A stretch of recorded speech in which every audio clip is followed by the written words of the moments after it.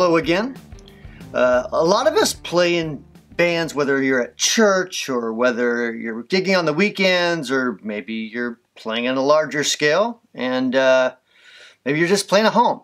But this applies to all those guys and gals and people. So right now, what I'm really wanting to show you is the difference between going from using impulse responses, going from the pedals to the amp, then into the impulse response, versus just running your pedals direct. Obviously there's going to be a difference, but I thought it might be fun to actually show you the difference, because a lot of us will just take a pedal board and maybe just because of it's a lot easier to just run it into an impulse response box of some sort, and sometimes you still there's still a lack of tone, there's still a lack of feel, lack of harmonics, lack of a lot of things. Let's demonstrate that real quick. So right now I'm running through the Bravado amp, the Wampler head.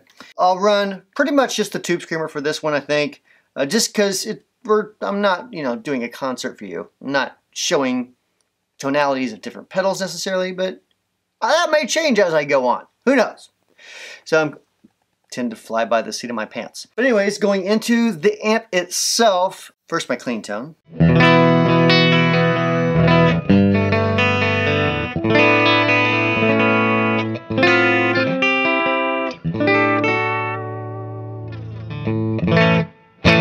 All right, and now we turn the tube screamer on.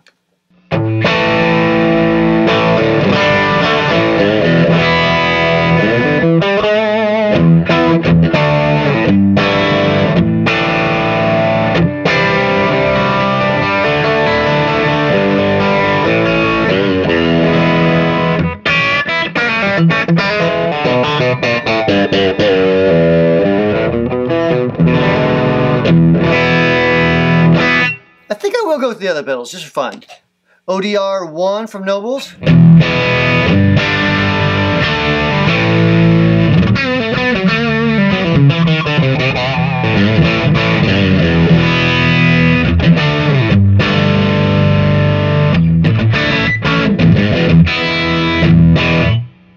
And for good measure, Euphoria.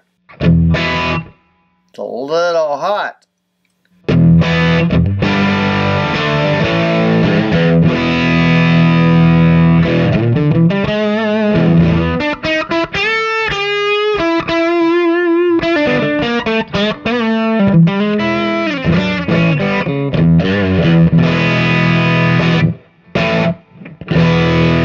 So that's into the amp, going into the input of the amp, going into, let's see if you can see it right there, the captor. So the amp head goes into the captor, made by Two Notes. This captor goes into my DAW, my Sapphire Pro, and then from there I'm going into Logic Pro X, and I'm just simply applying an impulse response of my choice to it. These are going to be Celestion impulse responses. I'm using 3 in total. I have a front mic and a back mic. I forget which mics they are. I'm sorry. These are some of the ones I thought sound really good. And then I have a room mic. It's barely mixed in the background, just a little bit. Again, it's not an actual mic, but it's the impulse response of the mic. So now that you heard the tones through the amp, let's bypass that amp, and I'll go directly from the pedal into the input of the Sapphire Pro and into the impulse responses. Okay, so I am using the exact same impulse responses, the exact same balance of volumes on the channels. I have to turn up the volume on the input of the interface a little bit more, just not the same as the amp. The balance between each 3 of those impulse responses have not changed. So literally guitar, Whitfield Telecaster, into each pedal, and then into the interface. So first of all, my nose itches. Second of all, my nose itches because it's allergy season. Awesome. But anyways, this is my clean tone.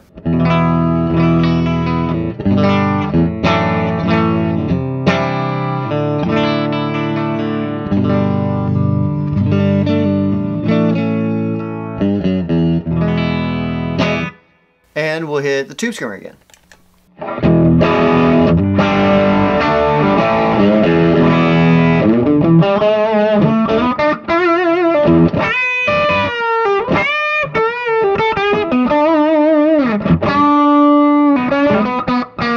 As you can tell, it's not nearly as dynamic as it is through an amp. But let's go through the ODR1.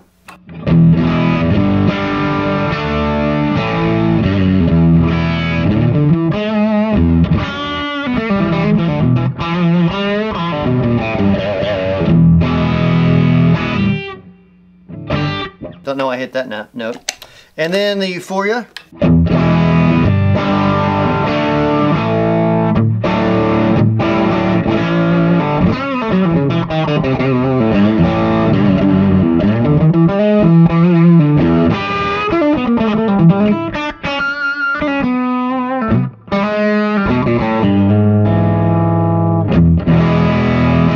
So there you go. Not exactly the same as through the amp.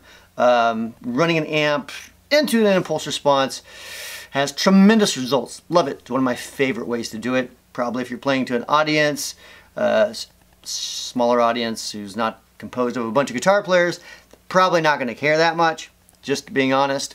They just want to have a good time. But us as guitar players, we love having that tone. I know Two Notes has, I think it's called the cab, maybe other different pieces of hardware that can emulate the amp as well. If you're using a smaller device, I forget brand names off the top of my head, but I know there's some devices on the market that are less expensive and they just do impulse response, maybe some rough EQ or something. But still, it's not the same as going through an amp. So, hope this video helped you. Hope it might have given you some ideas. Make sure you comment below if you have any comments or questions, and we'll see you in a few days with another video. Later!